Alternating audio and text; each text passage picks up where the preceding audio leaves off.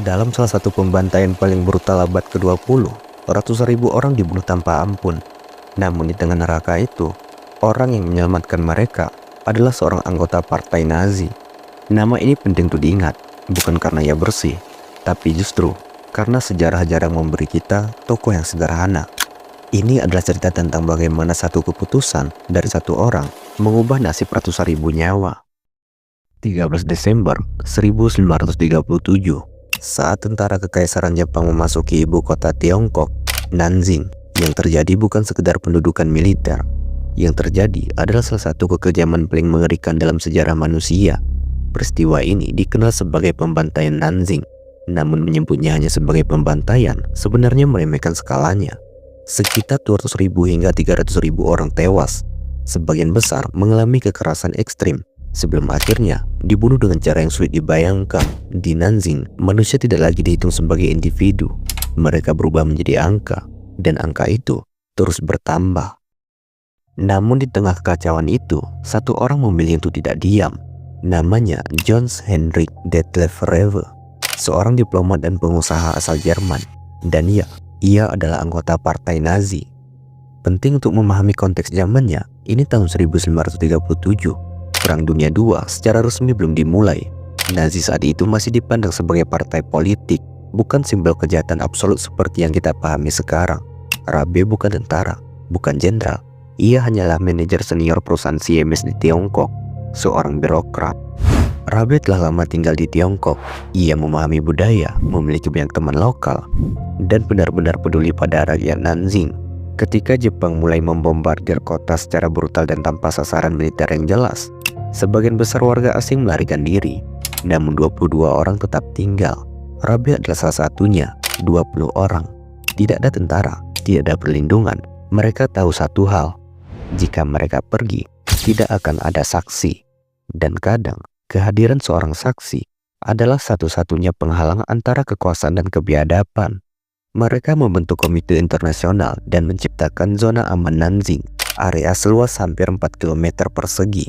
Zona ini seharusnya bebas senjata dan menjadi tempat perlindungan bagi warga sipil. Di zona aman, waktu bergerak aneh. Pagi tidak membawa harapan, malam tidak membawa istirahat. Orang hanya menghitung siapa yang masih ada hari ini. Tidak ada masa depan, hari ini, dan keberanian untuk bertahan sampai besok. Zona aman itu bukan benteng. Tidak ada tembok tinggi yang melindungi ratusan ribu orang. Hanyalah selembaran kain berlambang swastika dan keberanian untuk berdiri di depannya. Simbol itu diciptakan untuk kekuasaan, untuk penaklukan, untuk ketakutan.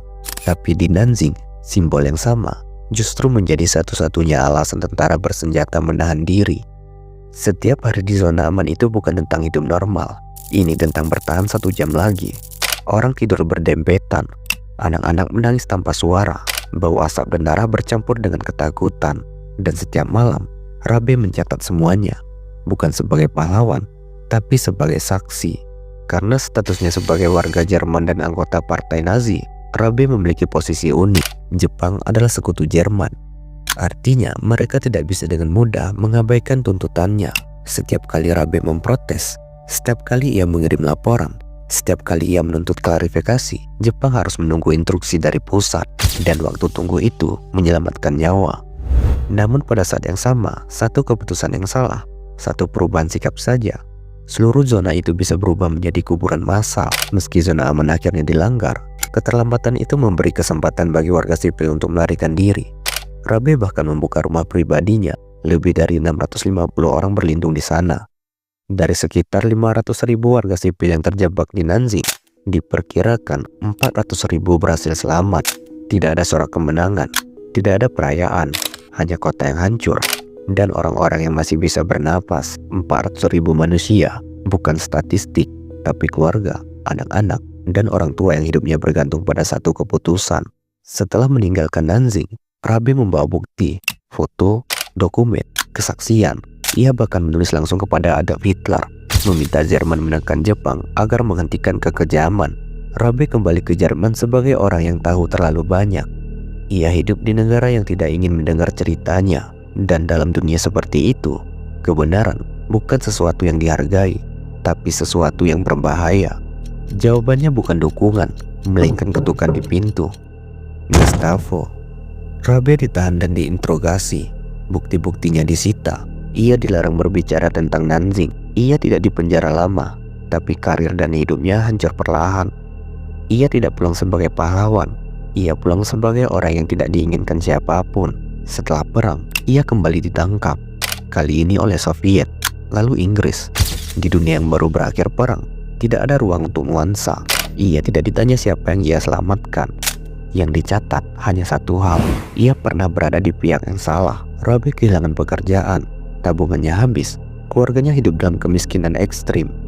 Orang yang pernah menyelamatkan ratusan ribu nyawa, kini bahkan kesulitan menyelamatkan hidupnya sendiri. Ia memiliki istri, ia memiliki anak, dan mereka ikut menanggung harga dari keputusan yang pernah ia ambil di Nanjing. Sejarah jarang memberi hadiah kepada orang seperti Rabe. Ia tidak cocok menjadi simbol, terlalu bersih untuk disebut penjahat, terlalu kotor untuk disebut pahlawan, dan justru karena itu, ia mudah dilupakan. Namun kisah ini belum berakhir. Rakyat Tiongkok tidak lupa. Para penyintas Nanjing mengumpulkan uang dan makanan untuk keluarganya. Orang-orang yang dulu tidak bisa menyelamatkan siapapun, kini menyelamatkan orang yang pernah menyelamatkan mereka. Setiap kiriman menempuh ribuan kilometer, membawa satu pesan sederhana, kami tidak lupa. Namun bantuan itu datang ketika hidupnya sudah terlalu sunyi. John Rabe wafat pada tahun 1550. Miskin, terpinggirkan. Dunia tidak langsung tahu apa yang ia lakukan.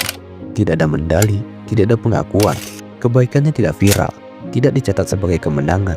Ia hanya hidup dengan ingatan yang tidak bisa ia ceritakan kepada siapapun. Namun bertahun-tahun kemudian, namanya diabadikan. Makamnya dipindahkan ke Nanjing. Rumahnya dijadikan museum, dan ia dikenang bukan sebagai Nazi, melainkan sebagai manusia. John Rabe tidak menghentikan perang. Ia tidak mengakhiri kekejaman, namun ia membuktikan satu hal. Bahkan di tengah kejahatan massal, seseorang masih bisa memilih untuk tidak menjadi bagian darinya. Sejarah sering memaksa kita memilih sisi, hitam atau putih, pahlawan atau penjahat. Tapi kadang, sejarah memperlihatkan sesuatu yang lebih tidak nyaman. Seorang manusia di tempat yang salah melakukan hal yang benar.